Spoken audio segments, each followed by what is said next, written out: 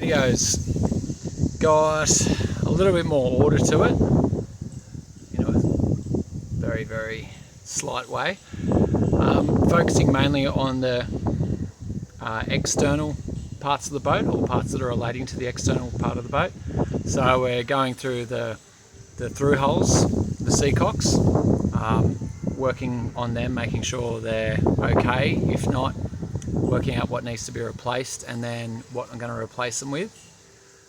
There's the propellers, which end up needing a good clean, good scrape back. We're going to apply a new prop speed to it, but yeah, giving them a good clean. Then we've also got there's a bit of movement in the props. You'll see there's a bit of wear, so just sort of working out what to do with that. And then also with the rudders, there's a bit of wobble in them, so we picked that up in this one as well. So again, more going through systems on the boat, trying to, I guess, making sure all the outside things and the inside things and things that we know that are quite important to do while it's out of the water, we're going through and making sure they're all done right. So we've got peace of mind, what needs to be done, what doesn't need to be done. I don't think we go overboard. A lot of people would probably do more than us, but we wanted to do, the essential stuff. And yeah, this is us moving through that. This is, I think, the third video in this little mini series of jobs needed to get a boat seaworthy from being abandoned in a yard. So there's going to be heaps more. I know they are a little bit all over the place, but watch through if that's something you're looking at doing.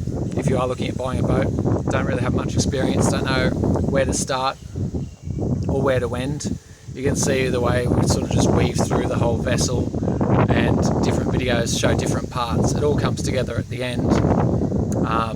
And as explained in earlier videos, it was a little bit hard for us just to duck away and do things. So there's a whole lot of inspection, repair, hit a wall, inspection, repair up to a point, go and get some more parts. So there's a fair bit of back and forth, but you'll be able to see how it all pieces together and gets us to be able to, I guess, live on the water self-sufficiently without any real dramas on the safety of the boat anymore. Enjoy. Late afternoon mission on the skateboard, pulling it apart. Didn't end too well. I could see that two transistors or one of them was completely stuffed. So electric skateboard is no longer, but picked this up secondhand for 150 bucks. It's a beast GT.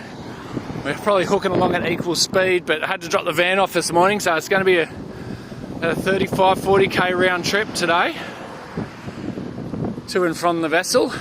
But I've got a big day on. Got to pull all the Seacocks off. They're going to be shattered. Got to clean out the engine bay, and really we need to start making some progress with where we're at. In saying that, had a good day with the kiddies yesterday, but yeah, I'll keep you updated as things progress. Alright, so this is what we're looking at. This is the most seized Seacock on the vessel, so I'm going to be taking those off. You can see in here all of our hoses. I double clamp every single one of them, because if one fails, that's right, there's another one. Sort of makes sense. Even that big fella.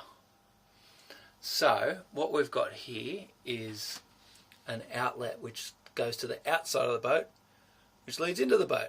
So it needs to be good, otherwise the water that's on the outside will come in and then these feet will get wet, which is, I wouldn't mind that at the moment. Anyway, I've taken the clamps off already. I'm going to pop that hose off, or pry it off, and then I'm going to show you what happens to a plastic Seacock fitting when it's left out of the water for too long. It is crazy how stuck these things get. Literally had to pry off with a old thumper. We've all got one of these lying around, don't we? Old thumper. And I just sort of break the seal. It's completely sucked around this end here. think I've almost got it free now. So once this is free, then that will mean, see the ends there, have a little hose inspection to make sure there's no major tears or damage or anything to the hose itself, whether it still feels pliable and nice, which it does. And then I'm going to tie a little, I've got some a string line, tie that around there just to keep it in place so it doesn't drop down, and then I'll be able to start unscrewing that puppy. Alright, this is being a bastard. You can see here I got this one free, this one off this one, but now this one has come free and they spin in the same direction. So we've got a free spinning situation here. And if I hold on to that, it does up tight. And yeah, I've got nobody to hold the outside for us. So given that it is just PVC or plastic, yeah, I'm going to go and suss it out outside. I was loosening it off. There's a bit of movement there. Might be able to just grind it all down outside and just pull the whole thing through. That's the plan I'm thinking of at the moment, because this isn't going anywhere. Sweet, so this is what I was talking about before. This PVC, I put this in a few years ago, when Xena was born actually, in Boatworks. And it's, yeah, you can see it's losing a bit of its integrity. Feels a bit pitted and a bit shit. This big one is awesome. This was in the boat when we got it, but it's just, feels good, feels solid, it's not brittle. That's where the poo comes out of. This is where the water gets sucked up for the toilet, to flush the toilet, because the water flushes with seawater. We don't use our fresh water on that. And that there, that's just a sink drain. Anyway, I've got a step drill instead of the grinder. Went against the grinder idea. I'm just going to drill it out and pull it out from the inside.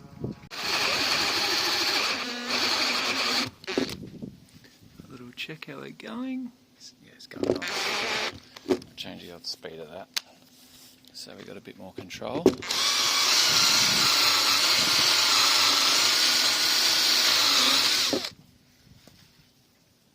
There we go, almost through.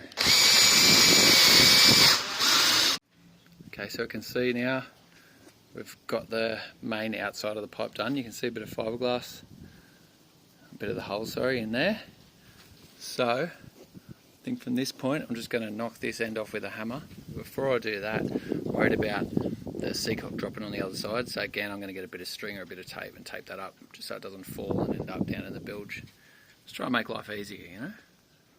Alright, so that one's all out. I've got to give that a nice clean though to get a new seal over that. And then this one as well, the brass fitting, it's fully like seized up on the inside.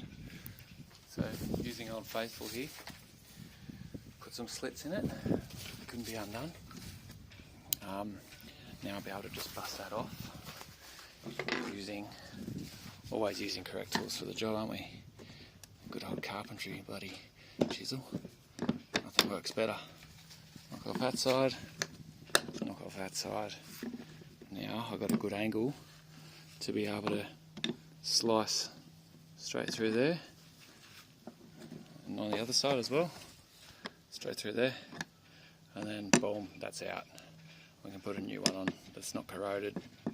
We'll be able to put on nice and wet, stop water from getting in. So this is a Seacock that I replaced about 6 years ago, 5 years ago? No. Yeah, 6 years ago it would have been.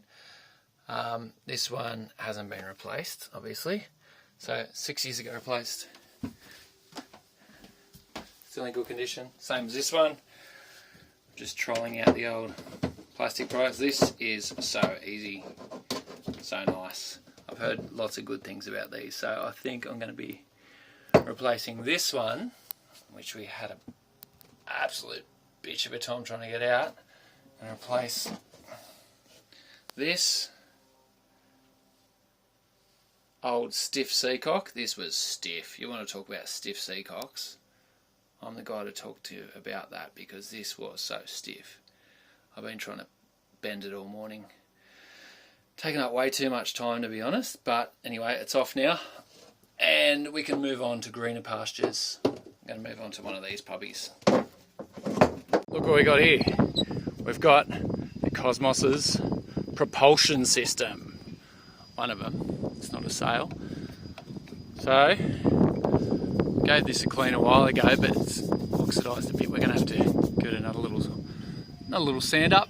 Anyway, what we're doing today is going to take this board off because inside that there's a rubber boot that goes to a diaphragm, which is the protection between this leg and the actual engine. So I haven't seen that since we bought the boat. So I'm going to be taking this off. Just want to give it a good inspection, make sure there's no weaknesses or any signs of wear or tear or anything on the rubber seal under that. So step one, I'm going to take this off and then yeah, see how it goes.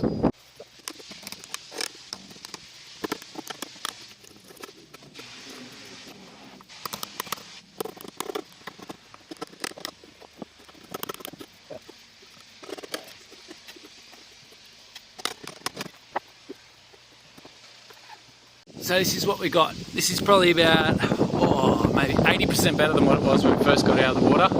Given it the first pass, just knocked all the big things off, like the big barnacles, because they'll just shred the paper apart, shred the discs a lot sooner, than what they should be.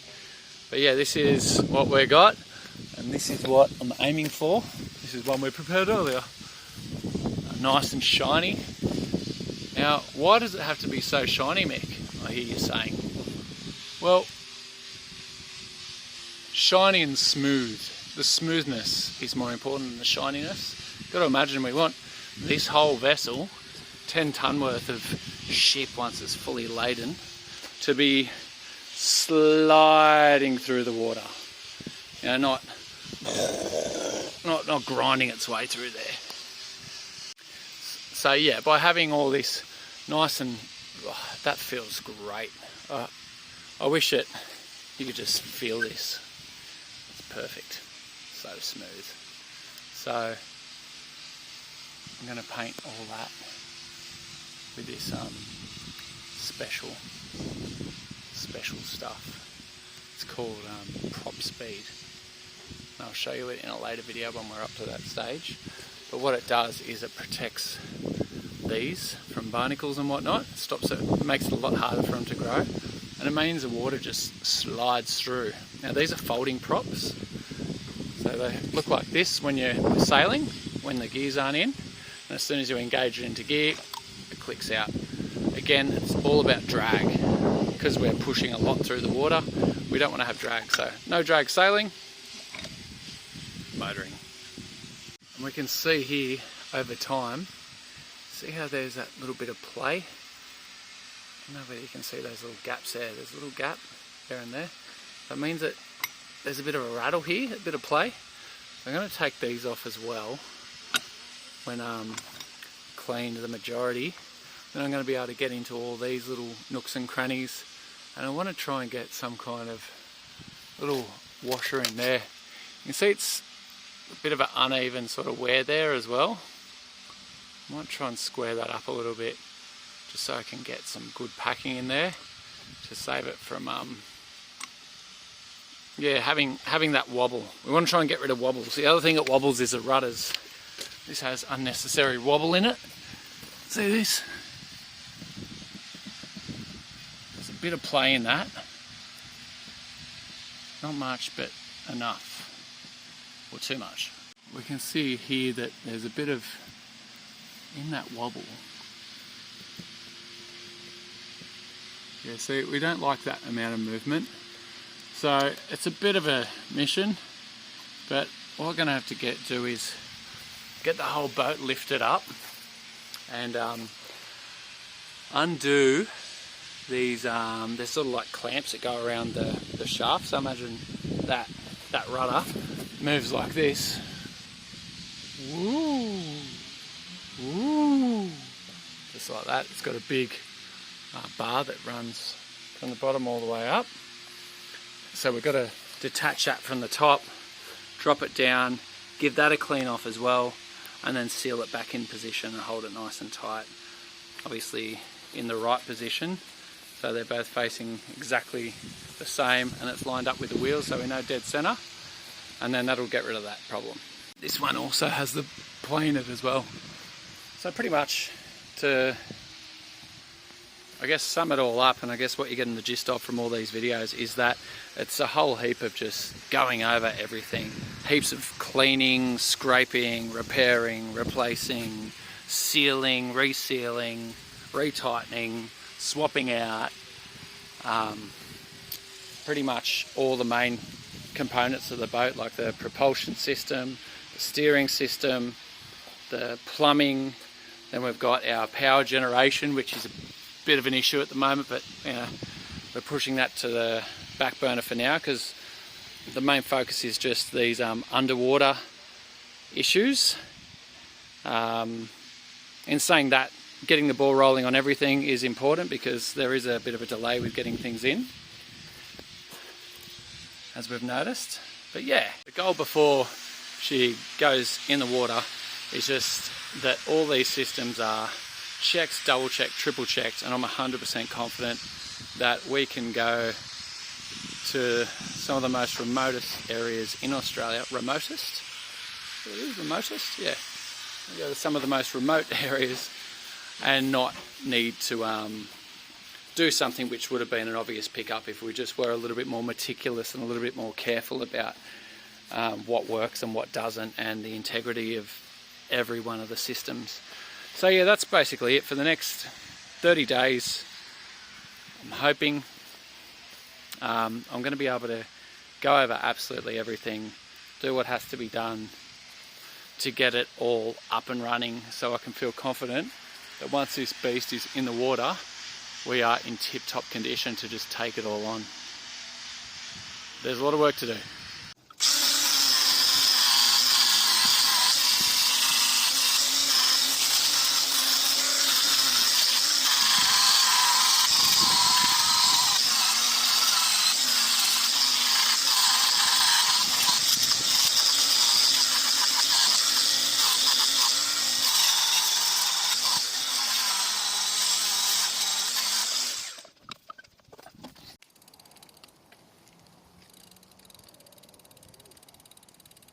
Yeah, Zini.